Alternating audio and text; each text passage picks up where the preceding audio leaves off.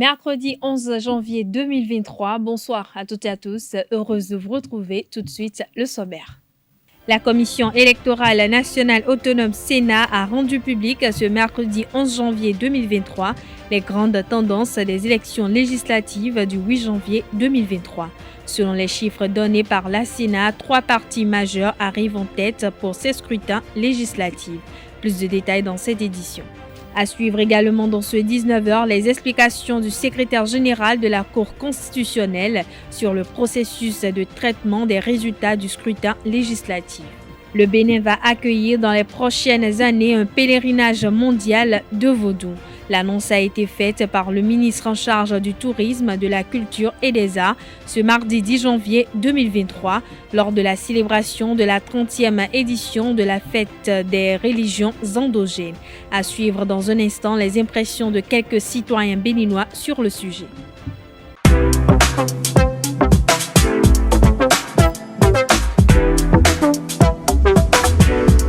Moi, je suis à ESAE et toi? Moi, je suis en administration des finances à ESAE. Moi, je suis en diplomatie et relations internationales à ESAE. Moi, je suis en journalisme à ESAE. Émission ici, c'est ESAE. Moi, je suis en communication marketing à ESAE. Moi, je suis en droit à ESAE. Moi, je suis en gestion des ressources humaines à ESAE. Moi, je suis en gestion des marchés publics à ESAE. Moi, je suis en administration du travail et de la sécurité sociale à ESAE. Moi, je suis en sciences économiques à ESAE. Moi, je suis en banque finance à ESAE. Moi, je suis en administration générale à ESAE.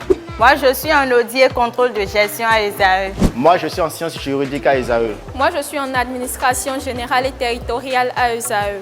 Moi, je suis en transport logistique à ESAE. Moi, je suis en gestion des projets à ESAE. Rejoignez-moi, c'est la meilleure université. Nous sommes à ESAE. Rejoignez-nous à ESAE, l'excellence à un an.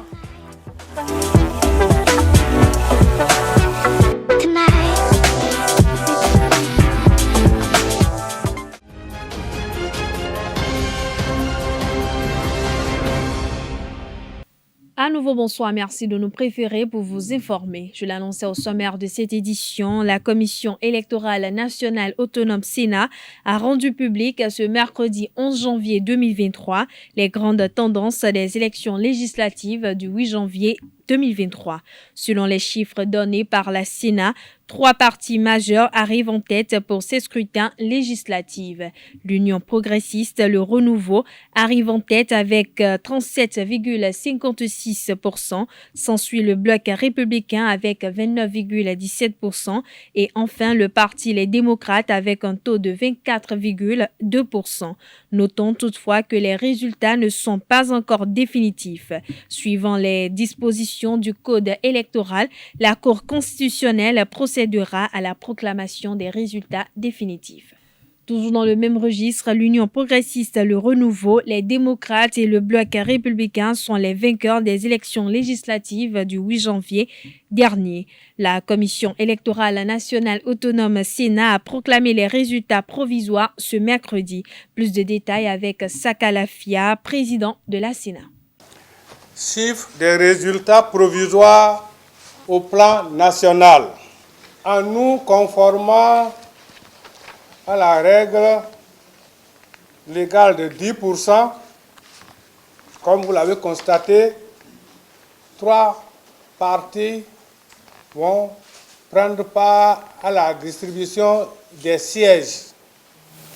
Ces partis sont les démocrates avec 24,2%, UP le Renouveau avec 37,56% et le Bloc républicain avec 29,17%.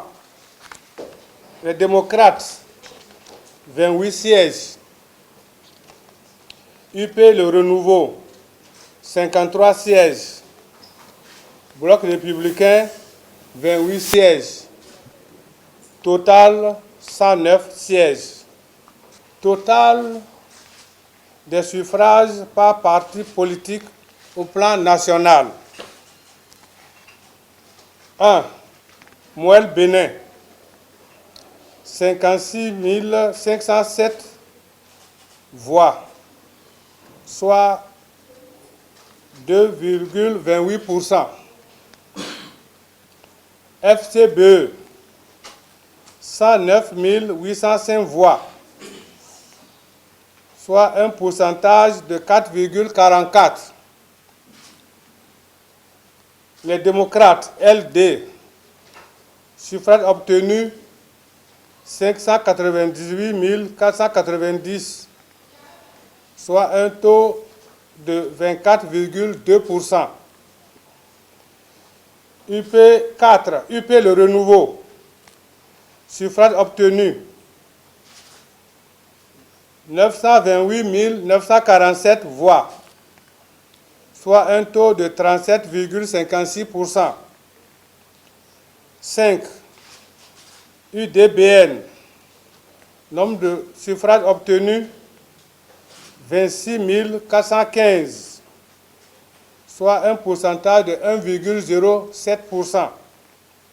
6. MPL, suffrages obtenus 31 641 voix, soit un pourcentage de 1,28%.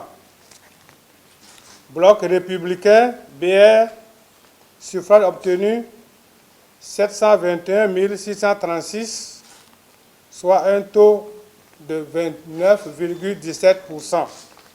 Nombre de procès-verbaux de compilation attendus, 546. Nombre de procès-verbaux de compilation reçus, 546. Taux de compilation au plan national, 100%. Nombre d'inscrits au plan national, 6 600 572. Nombre de votants au plan national, 2 551 547. Taux de participation au plan national, 38,66%. Bulletin nul au plan national, 78 106. Suffrages valablement exprimés au plan national, 2 473 441. Dans le respect de l'article 16 du Code électoral, la Commission électorale nationale autonome Sénat a transmis à la Cour constitutionnelle ce jour les cantines contenant les résultats des législatives du 8 janvier dernier, compilés au niveau des arrondissements. À peine entrée en possession des cantines, la Cour constitutionnelle a mis en branle son dispositif de traitement. Le secrétaire général de la Cour constitutionnelle, Gilles Badé, a expliqué le processus de traitement des plis reçus au micro de Carles Kitomé.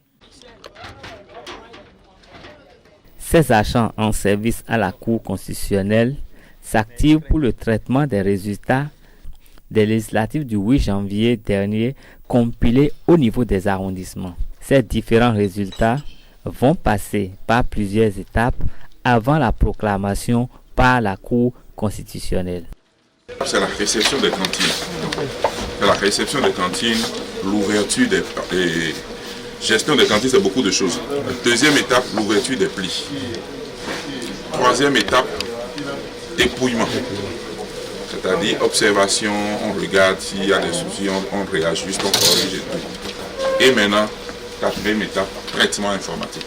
On est dans la salle de traitement informatique. C'est au terme de ce processus que la Cour constitutionnelle va proclamer les résultats définitifs. L'organisation internationale non gouvernementale Nouvelles Perspectives a fait cet après-midi une déclaration préliminaire sur la mission d'observation menée le dimanche dernier dans le cadre des législatives. Blivi Eleonore Bindang, l'un des 39 experts dépêchés à Cotonou, a souligné le caractère convivial du scrutin. L'élection législative du 8 janvier 2023 s'est tenue en terre béninoise, sous un climat de convivialité, dans le respect tant des institutions que de la Constitution. loi fondamentale de ce beau et noble pays. Dans l'ensemble, le vote s'est déroulé dans le calme en effet.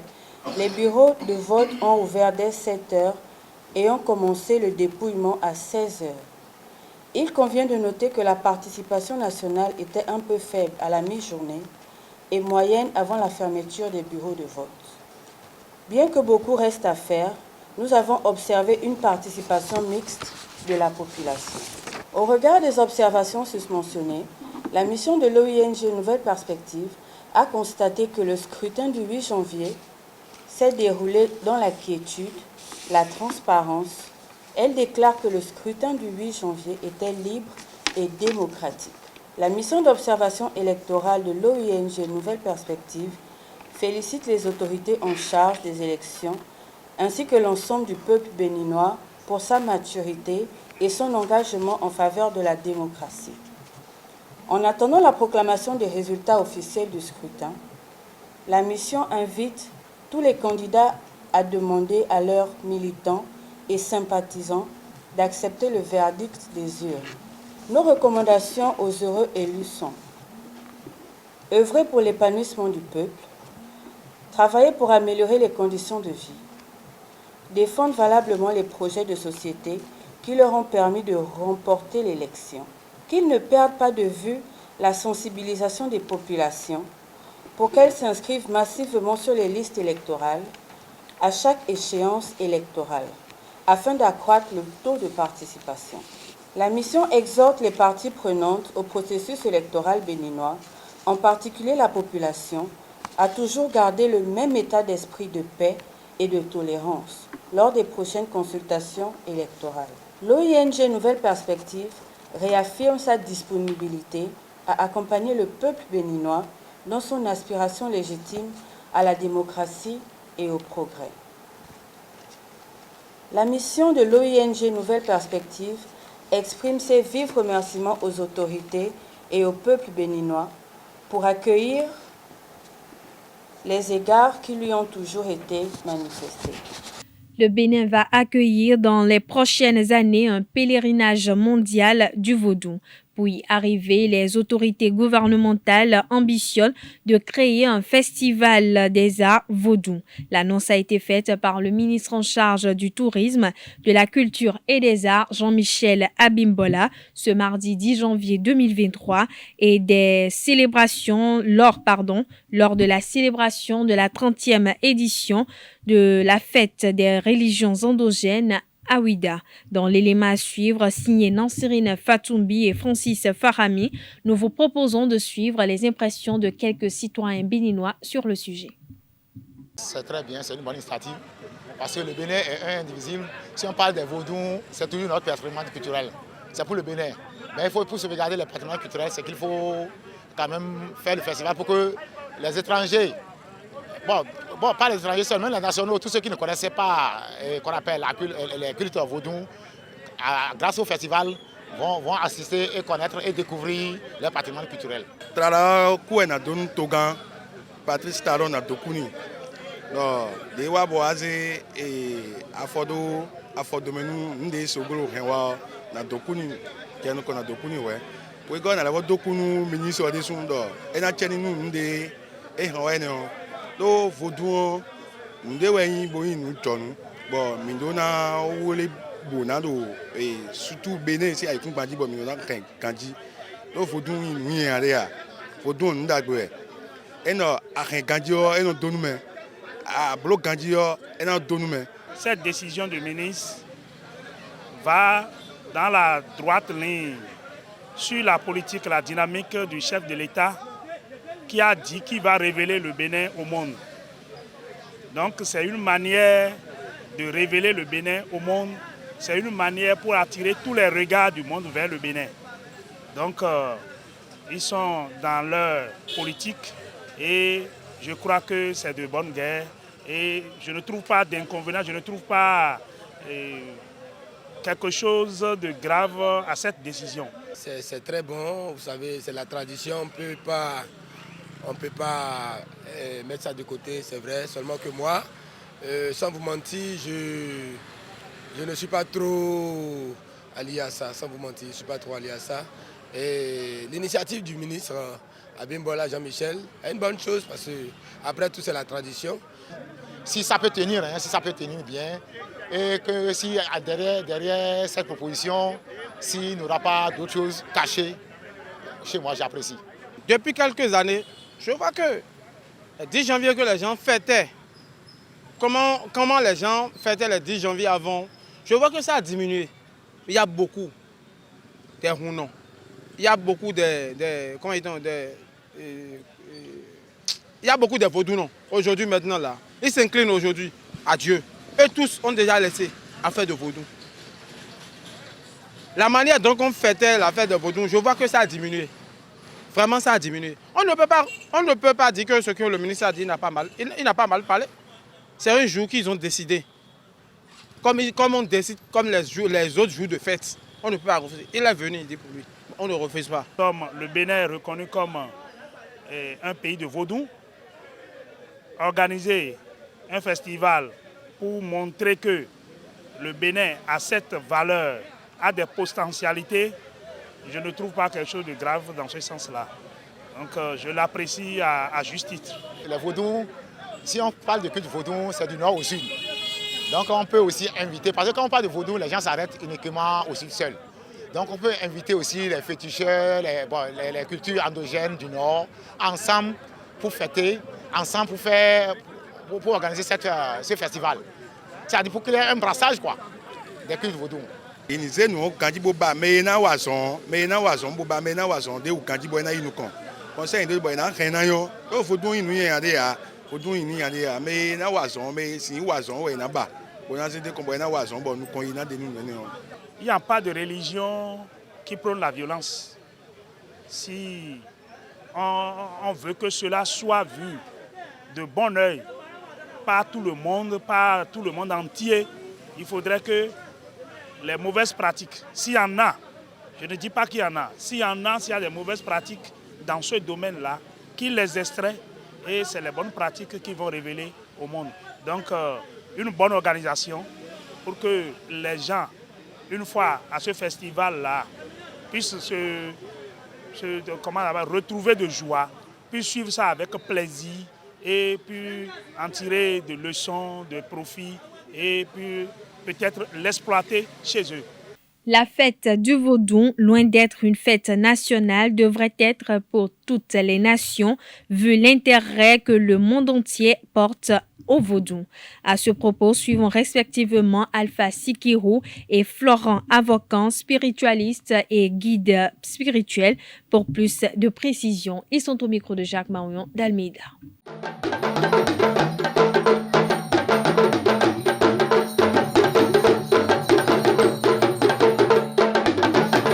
Remercier d'abord l'initiateur, celui qui a autorisé cette fête, celui qui a initié cette fête, le président Nicéphore Dieudonné Soglo, qui a pensé, a eu l'idée de donner cette journée du 10 janvier seulement aux religions endogènes. C'est-à-dire la fête ne devrait pas être seulement limitée aux Béninois, mais c'est plutôt à tout Africain. Parce que si nous regardons dans le calendrier, les chrétiens, toutes les autres religions qui sont venues s'installer en Afrique en profitent beaucoup plus. Et quand on dit ils en profitent, c'est que ça profite toujours à l'Occident. Donc c'est cette seule journée qui permet à nous, Africains, de nous reconnaître, de revivre effectivement, réellement avec nos ancêtres. C'est-à-dire c'est cette fête-là qui permet d'être africain. C'est à cette fête-là, on s'approche de ces divinités, d'accord, et demander, faire des vœux. Moi, je ne suis pas trop, je ne suis pas dignitaire, donc je ne pourrais pas dire assez, mais je dis, il faut fêter avec ceux-là. Il faut fêter, il ne faut pas diaboliser, il ne faut pas les critiquer, il ne faut pas être contre cette journée. Il faut être plutôt fier que de vouloir mal dire des choses. Sinon, c'est une très bonne initiative. Que Dieu vous bénisse, que les mains de nos ancêtres veillent et demeurent sur chacun de nous. Vous savez, le 10 janvier représente pour nous, Africains, la valeur, l'identité, en quelque sorte, du Bénin. Le 10 janvier représente la fête du vaudou qui matérialise notre identité ce qui notifie, signifie la valeur purement africaine. Permettez-moi de vous dire que ce n'est pas une fête particulière au Bénin, non, mais c'est une fête du monde, une fête de tous ceux-là qui ont compris et ont cru que l'identité de l'être humain ressort d'abord de sa racine. Donc le 10 janvier matérialise en quelque sorte la racine du Bénin, la racine de l'Afrique et la fête du vaudou si vous m'espérez ici. Merci. Vous savez, étant être humain et guide spirituel, digne fils du Bénin, permettez-moi de vous dire que cette fête doit être une fête nation. Et une fête d'abord nationale, elle doit être une fête que tout le monde doit pleinement respecter. Car c'est l'identité. C'est la racine du Bénin, c'est la racine du Daomé, c'est la racine en quelque sorte de l'Afrique. Donc cette fête ne doit pas être seulement des rites, ne doit pas être seulement des chants, mais ça doit être une fête symbolique dans le cœur de tout un chacun de nous, afin de comprendre spirituellement, si vous m'exprimez ici, notre identité, d'où nous venons complètement. Non, j'ai dit d'abord, le problème c'est qu'il n'y a pas d'abord une grande communication. Il faut que tout Africain, par exemple à cette fête, moi j'ai des amis haïtiens qui quittent l'Europe, qui quittent les États-Unis, l'Haïti, un peu partout, des Brésiliens aussi, qui viennent et étant donné que je ne suis pas aussi assez doué dans le côté endogène, je suis en train de consulter les grands pour qu'ils me fassent des initiations afin que je puisse voir clair. Parce que c'est beaucoup fuient, c'est les pratiques parce qu'ils ne voient pas clair, parce qu'ils n'en savent pas beaucoup. Sinon, je vous dis, c'est doux, c'est très bon. C'est la solution à tous nos problèmes. Voilà, parce que quand tu as un problème, je donne un simple exemple, quand tu as un problème et tu t'adresses directement à ton papa et que vous parlez en votre langue maternelle, en votre langue naturelle et vous parlez, sachez d'abord que déjà la langue vous permet à ce que le problème ait une solution déjà assez rapide. D'accord? Et de deux, celui avec qui tu es en train de parler est ton père, c'est-à-dire le père, on dit souvent nos parents sont nos dieux en Afrique. Donc celui-là à qui tu as adressé tes problèmes est déjà ton Dieu. Donc ce qui est sûr, il va forcément te trouver la solution. C'est en quelque sorte ce que moi je résume quand on parle de nos religions endogènes, de nos pratiques ancestrales. C'est en fait la solution, puisque si tu as faim et tu vas demander à un étranger, il va te donner, mais il va murmurer d'abord.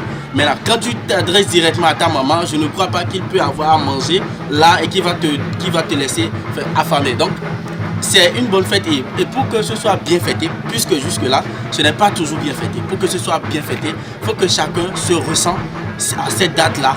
Il faut que chacun s'habille en bomba, en sa tenue traditionnelle et sache que c'est cette journée qui est seulement destinée aux Africains. Parlons toujours de la journée nationale du 10 janvier, mais cette fois-ci avec le tradithérapeute Roto Gbelian. Il nous démontre l'utilité des plantes et leur rôle dans la conception du vaudou. Suivons-le au micro de Jacques Marion d'Almeida.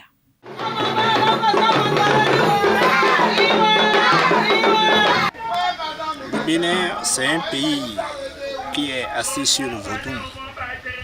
Et ce n'est pas seulement le Bénin, je pense que toute l'Afrique connaît le vaudou. Mais précisément, le Bénin connaît le vaudou plus que d'autres pays. Le vaudou, c'est un idole. C'est un idole que nous avons adoré depuis des milliers d'années, avant notre naissance. Oui, on peut revoir si l'État nous permet, on peut faire autrement, on peut améliorer un peu aussi. Et ce n'est pas seulement assis sur les sacrifices de vaudou. Toutes les autres religions aussi peuvent assister, peuvent participer aussi. Comme les alphas aussi peuvent participer de leur manière. Et parce que le vaudou est assis sur les plantes. Sans les plantes, le vaudou ne peut pas exister. Oui.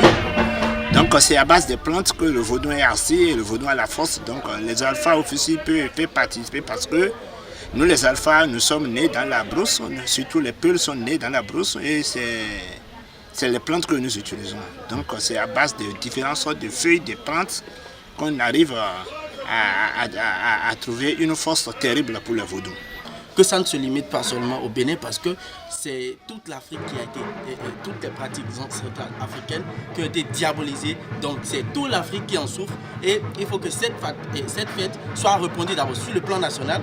Il faut que, si que tu sois chrétien, que tu sois musulman, que tu sois animiste, que tu te sens africain, dis-toi, ce n'est pas forcément que tu n'es pas de Gambada ou de Toleba ou de telle divinité, mais sache que c'est une fête ancestrale, que cette fête n'est pas forcément pour des vaudous, mais pour tous ceux-là qui sont dans l'au-delà et qui ont fait des merveilles, qui ont fait en sorte, qui ont lutté en sorte que ton nom que tu portes, si tu t'appelles Dansou, ont fait en sorte que ce nom Dansou-là reste jusqu'à aujourd'hui. D'accord? Donc, il faut d'abord communiquer et expliquer aux gens que aussi le vaudou n'est rien d'autre que le naturel. Voilà, chers internautes, ainsi prend fin cette édition. Merci pour votre attention. Merci pour l'attention accordée à cette édition. Excellente soirée à toutes et à tous.